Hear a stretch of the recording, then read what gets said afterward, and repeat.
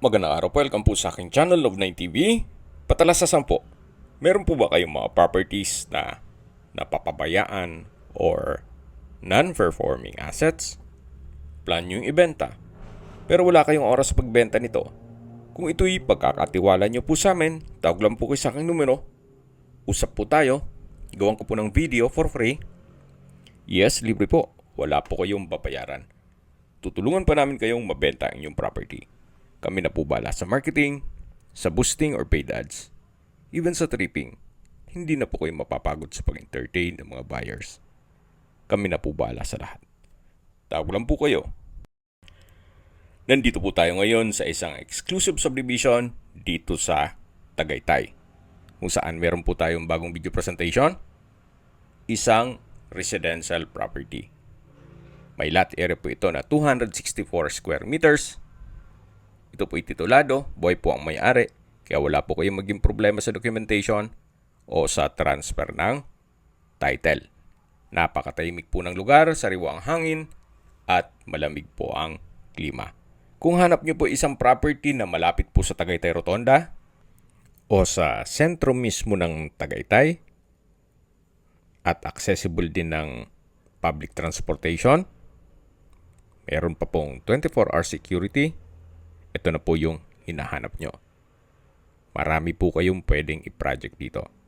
Pwede po itong gawa ng inyong bahay bakasyunan. Kung gusto nyo naman maging income generating, pwede rin pong staycation business at ipasok nyo sa Airbnb. Ang kagandahan po dito, madaling malocate ng inyong mga guest itong property. Gawa ng malapit po sa lahat. Nasa dulong parte na po tayo nitong property at medyo slope po ng konti. Pero 90% ay patag na patag po. Anytime po pag na-acquire nyo to, pwede na kayong magpa-construct agad. So may mga ilang kabahayan na rin po dito. Inyong magiging kapitbahay. So napaganda po ng lokasyon, napakatahimik, at hindi lang doon, accessible po sa lahat. Okay, sa distance, location at travel time portion na po tayo. Mula po sa Fora Mall, ang distance is 1.3 kilometers at ang travel time is 5 minutes kung may dalang sakyan. Pero kung lalakarin lang, napakalapit lang po. Kumpleto na po doon sa may area ng Tagaytay Rotonda na gaya ng malls, hotels, restaurants, banks, schools, church, at hospital. Yan po yung lagi kong binabanggit sa aking video na dapat nyo i-consider sa paghanap ng property, yung meron pong malapit na hospital. Hindi ko naman po sinasabing sakitin kayo. Yan naman po for emergency purpose lang naman. Mula naman po sa Picnic Grove, isa sa tourist spots dito sa Tagaytay, ang distance is 4.8 kilometers at ang travel time is 11 minutes. Mula naman po sa Sky Ranch, ang distance is 5 kilometers at ang travel time is 13 minutes.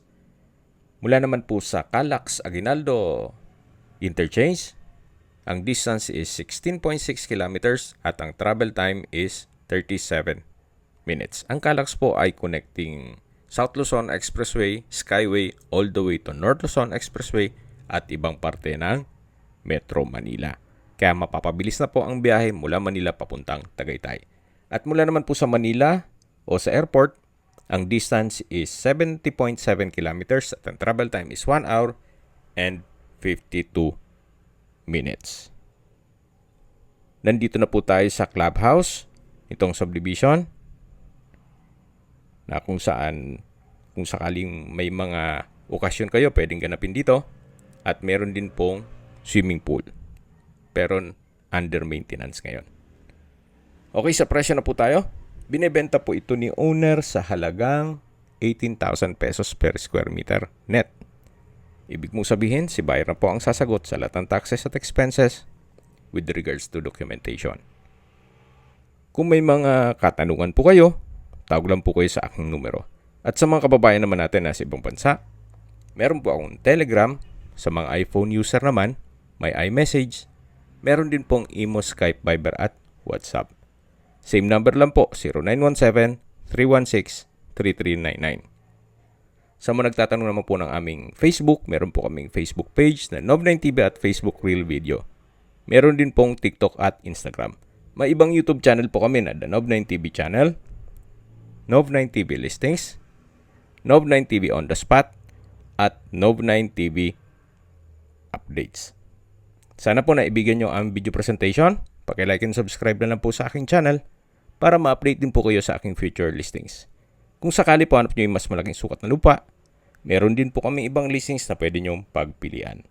Huwag po kayo mag-atubiling tumawag sa amin. Then let us know your budget para malaman namin kung anong property pwede naming alok sa inyo. Sa lahat pong viewers, subscriber at nagtiwala po sa amin, salamat po sa suporta. Ingat po kayo lagi at yung pamilya. Maraming salamat po.